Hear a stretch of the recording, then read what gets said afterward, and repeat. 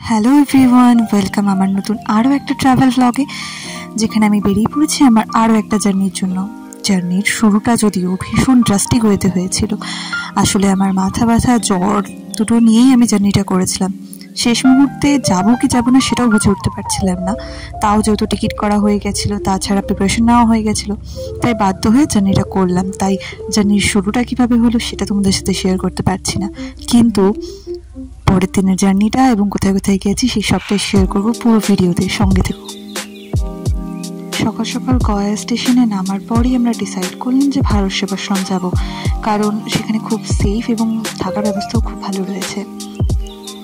বাইরের ভিউটাও আমার খুব ভালো লাগছিল, যদিও সকাল 8টা সাড়ে 8টা হবে, তবুও ভীষণ গরম ছিল বাইরের দিকে। সামনে মহাদেবের দর্শনও হয়ে গেল, আরও খুশি হয়ে পড়লাম। তারপরে বেশি সময় নষ্ট না করে আমরা বেরিয়ে পড়লাম সেবাশ্রম যাওয়ার জন্য। সামনেই টোটো ছিল, বেশি অসুবিধা হয়নি। টোটো করে সেখানে যেতে 10 টাকার মতো পড়ে, খুব কাছেই বলা চলে। এই দেখো পৌঁছে গেছি সেবাশ্রম। সত্যি বলতে বাইরের থেকে যেমনটা ভেবেছিলাম, ভিতরে গিয়ে আরও অবাক হয়েছিলাম। খুবই সুন্দর জায়গাটা। দেরি না করেই আমরা অফিসে গিয়ে কথা বলে নিজেদের জন্য একটা রুম নিয়ে নিই।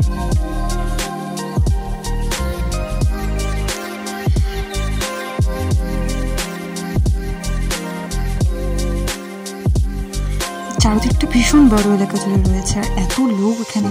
আসলে এখানে সবাই বেশিরভাগ পিন্ডি দিতেই যায়, তাই ওই ধরনের লোকই বেশি ছিল। কিন্তু আরও অনেকেই ছিল যাদের প্রয়োজনে বা কোনো কাজের জন্য সেখানে গেছে, আর সেই ক্ষেত্রে ওরা সেবাশ্রমকেই সিলেক্ট করেছে থাকার জন্য।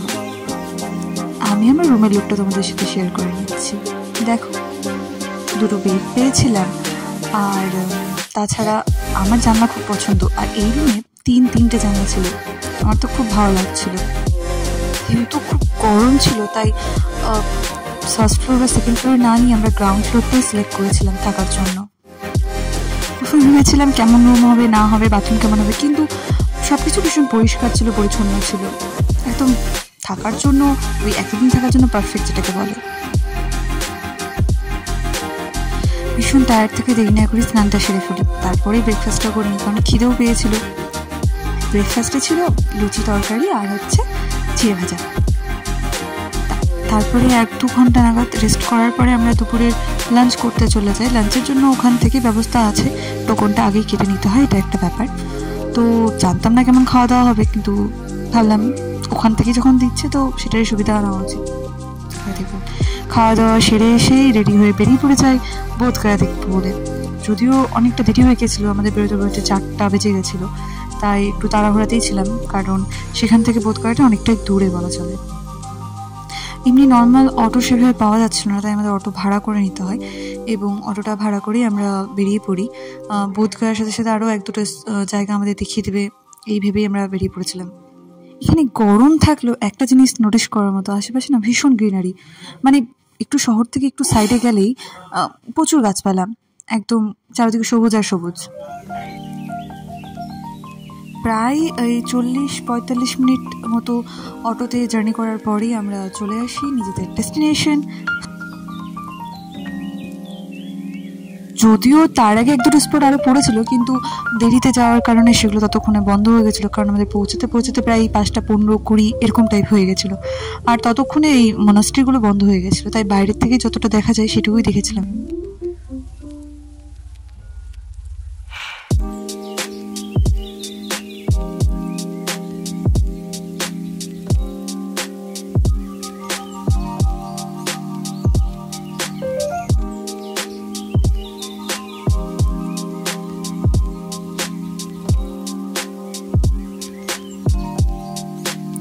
এই জায়গাটাকে বলা হয় বুদ্ধা স্ট্যাচু, আর এই জায়গাটাতে গেলে না একটা অদ্ভুত রকমের শান্তি আছে। মনে হচ্ছে যে তুমি সত্যি ঈশ্বরের কাছে হয়তো যাচ্ছ, আর চারিদিকটাও ভীষণ পিসফুল, খুব ভালো একটা জায়গা।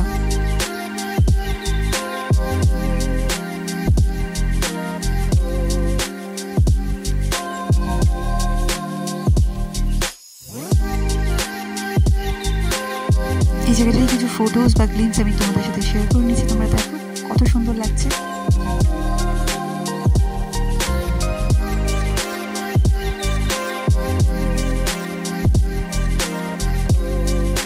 এখানে বুদ্ধদেবের যে শিষ্যরা ছিল তাদের স্ট্যাচুগুলো তৈরি করা ছিল।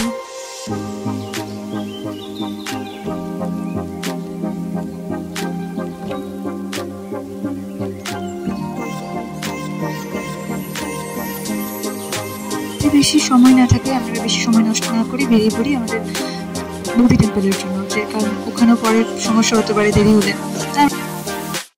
এই যে এই ভিউটা তোমাদের সাথে শেয়ার করছি, এটা হচ্ছে বোধি টেম্পলের ভিউ। ভিতরে ফোন একদমই অ্যালাউড নেই, শুধু ফোন কেন, ফোন, চার্জার, ইয়ারফোন কোনো কিছু অ্যালাউড নেই। তাই বাইরের সব কিছু জমাট হচ্ছে, তাই বাইরের থেকে যতটা ছবি নেওয়া যায় আমি সেটুকু চেষ্টা করছি। ইচ্ছে তো অনেক ছিল ভিতরে গিয়ে অনেক ফটো তোলা, আশেপাশের ওই বোধি বেক্স, কিন্তু কিছুই করে উঠতে পারিনি।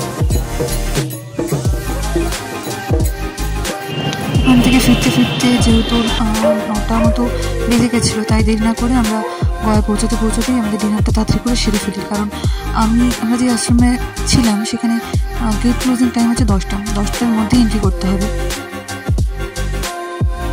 শুরুতে যতটা এক্সাইটমেন্ট থাকে শেষটাতে ততটাই মন খারাপ থাকে, তাই ওই একটা দিনের জার্নির পর আমাদের ফিরতেও হতো। আর সকালেই আমরা রুমটা ছেড়ে দিই, বেরিয়ে পড়েছি নিজেদের ফেরার যাত্রায়। আমার জার্নির মধ্যে সবচেয়ে বেশি পছন্দ হচ্ছে ট্রেনের জার্নি, তাও যদি পাওয়া যায় উইন্ডো সিট। যদিও সিট আগে থেকে করা ছিল তাই সেই ক্ষেত্রে সমস্যা হয়নি। আর রাস্তা দেখতে দেখতেই বেরিয়ে পড়েছিলাম ফেরার পথে। খুব সুন্দর লাগে আমার, এমনিতেই জল খুব পছন্দ, আর এসব দেখতে দেখতেই চলে যাচ্ছিলাম। সন্ধ্যার পরে আসবে রাতেরও একটা ভিউর জন্য অপেক্ষা করছিলাম। কানে হেডফোন আর এই যে যাদের সাথে সিক্রেট মিটিং, ভালো লাগছিল।